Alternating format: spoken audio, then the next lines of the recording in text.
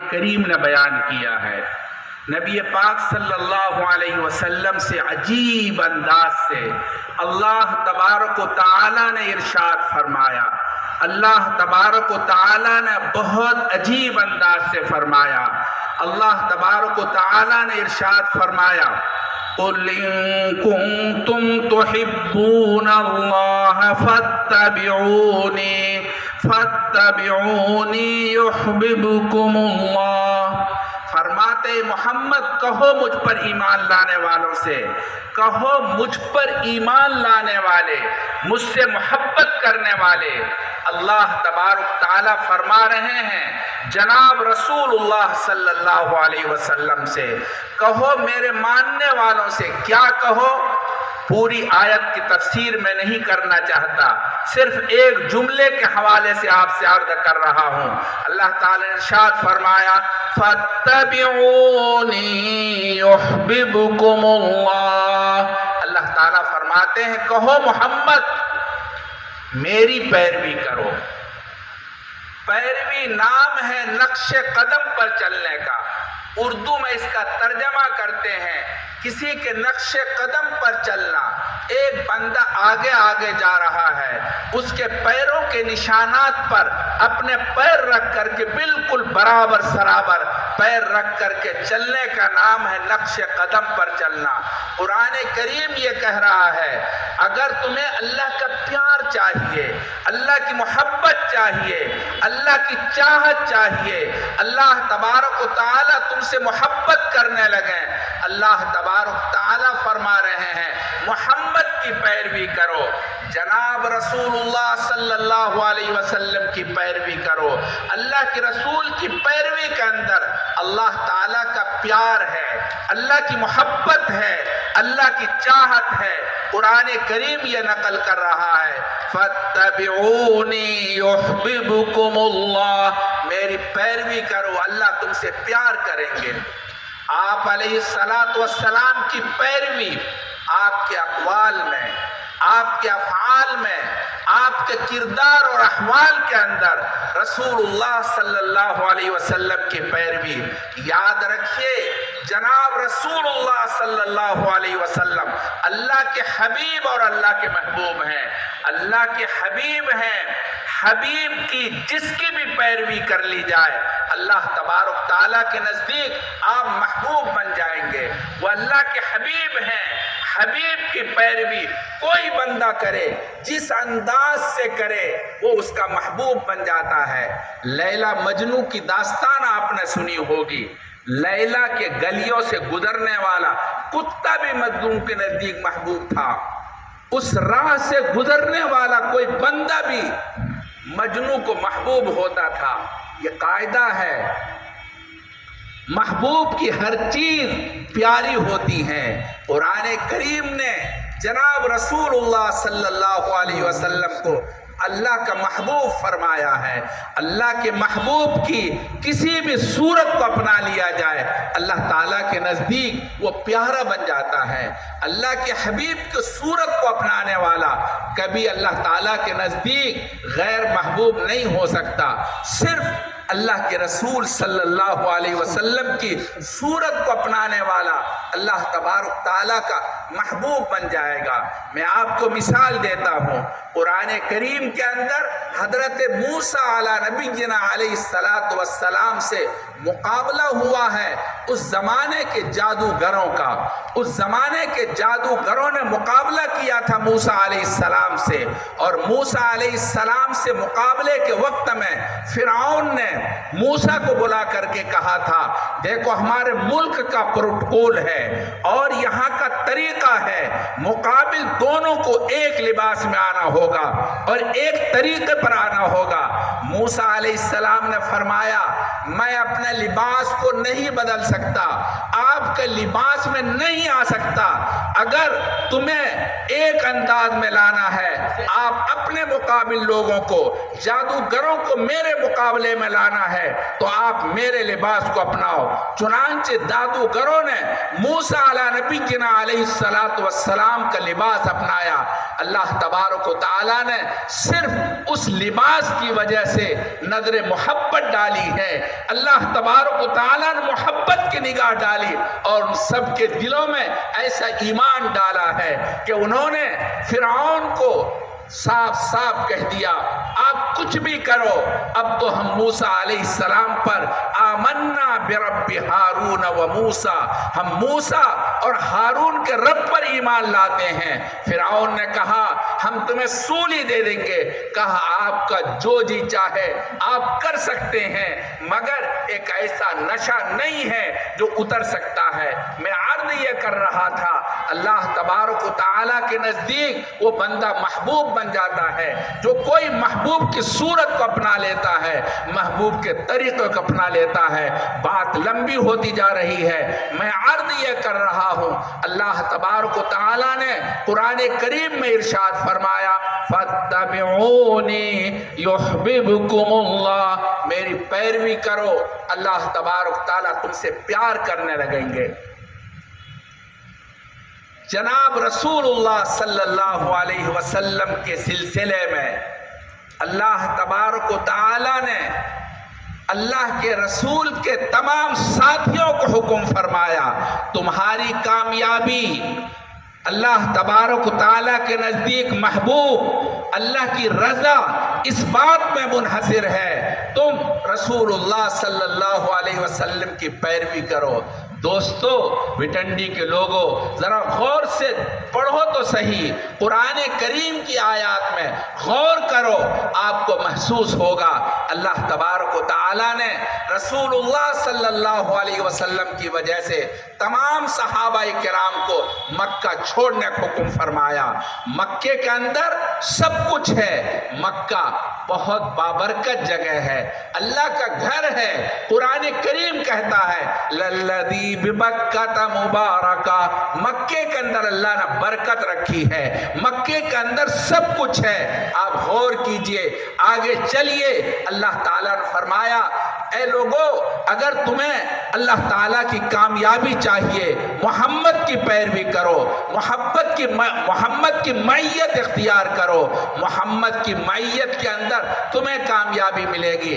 آپ نے غور کیا صحابہ کرام وطن چھوڑ کر مدینہ منورہ میں بود و باش اختیار کر لیتے ہیں، اور بود و باش اختیار کرنے کے بعد میں پوری تاریخ کے حوالے سے عرض کر رہا ہوں، آپ غور کریں صحابہ کرام نے مدینہ جانے کے بعد بہت زیادہ حج نہیں کیا ہے، بہت عمرے نہیں کیے ہیں، پوری تاریخ پر ڈالیے اکثر صحابہ کرام نے صرف 4 عمرے کیے ہیں جناب رسول اللہ صلی اللہ علیہ وسلم کے ساتھ، اور صرف 1 حج کیا ہے۔ کچھ صحابہ نے بعد میں بھی حج کیے ہیں لیکن بہت کم نے حج کیا ہے۔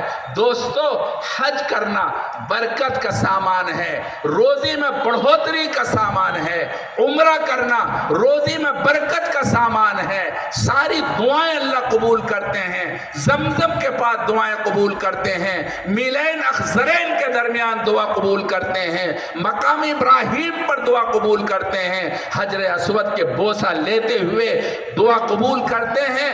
اتنی بابرکت جگہ ہے، مگر دوستو صحابہ کرام نے ہرگز اللہ کے رسول کی معیت کو نہیں چھوڑا، اور انہوں نے مکے میں جا کر برکت حاصل نہیں کی ہے۔ اس کا صاف مطلب یہ ہے اللہ تعالیٰ نے صحابہ کرام کو فرمایا اگر تمہیں اللہ کی رضا چاہیے، اللہ کی محبت چاہیے، اللہ تبارک تعالیٰ کی خوشنودی چاہیے، تو وہ تمہیں جناب رسول اللہ صلی اللہ علیہ وسلم کی مبارک صحبت میں ملے گی، اللہ کے رسول کی اتباع میں، اللہ کے رسول کی پیروی کے اندر تمہیں یہ ساری باتیں حاصل ہوں گی۔ چنانچہ صحابہ کرام نے ساری چیزوں کو چھوڑ دیا ہے اور صرف اس گروہ کو اپنایا، انہوں نے اپنے محبوب کی پیروی کی ہے۔ میرے محبوب کیسے سوتے ہیں، میرے محبوب کیسے چلتے ہیں، میرے محبوب کیسے کھاتے ہیں، آپ ذرا غور تو کرو۔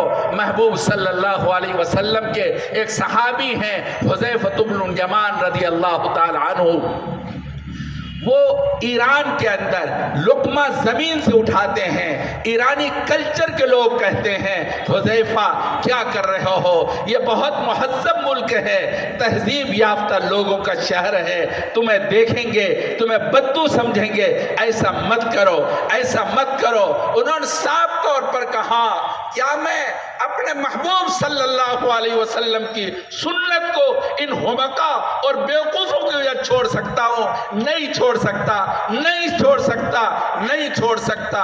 صحابہ کرام نے اس بات کو سمجھا ہے کامیابی اللہ کے رسول کے طریقوں میں ہے، اللہ کے رسول کی سنت میں ہے، اللہ کے رسول کی پیروی میں ہے، اس کے علاوہ کامیابی نہیں ہے، نہیں ہے، نہیں ہے، کبھی کامیابی نہیں مل سکتی اگر اللہ کے رسول کے طریقے کو چھوڑا گیا۔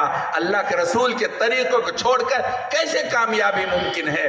آپ کو میں بتاؤں، اسی بھارت کے اندر ایک شخص گزرا ہے جو شاعروں کی دنیا کے اندر بے تاج بادشاہ مانا جاتا تھا، جگر مراد آبادی۔ اللہ تعالیٰ نے اتنی بڑی نعمت عطا فرمائی ہے، نعمت سے لت پت لوگوں ذرا غور سے سنو۔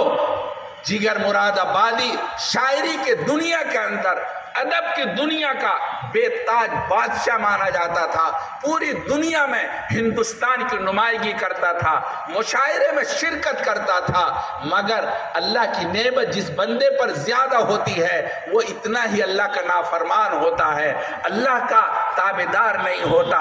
وہ بندہ شراب خور تھا، شرابی تھا، نشے میں مست رہتا تھا، شراب پیتا تھا۔ شاعر کی دنیا، شاعروں میں مشاعروں میں جاتا، شراب پی کر مدہوش ہو جاتا، لوگ اس کو ٹانگ کر اسٹیج پر لاتے اور پھر وہ مشاعرہ پڑھتا تھا۔ ایسا بندہ تھا۔ 1934 کے اندر اجمیر میں نعتیہ مشاعرے کا پروگرام ہوا، وہاں کے لوگوں نے ان کو مدعو کیا۔ جب معلوم ہوا کہ جگر مراد آبادی کو مدعو کیا گیا ہے، وہاں کے لوگوں نے احتجاج شروع کر دیا، بڑے بڑے پوسٹر لگائے گئے کہ ہم لوگ ایسے بدنام زماں شاعر کی زبان سے اپنے محبوب کی تعریف نہیں سن سکتے، اپنے محبوب کی منقبت نہیں سن سکتے، نہیں سنیں گے۔ ایسے شاعر کی زبان سے وہ کس زبان سے شعر پڑھے گا، کس زبان سے نعت کہے گا جو شراب میں لت پت زبان رہتی ہے؟ ایسے کیسے ہم سن سکتے ہیں؟ مشاعرے کے منتظمین نے ان کو خط لکھا، آپ 3 دن پہلے آ جائیں، ہم آپ کو چھپا کر رکھیں گے۔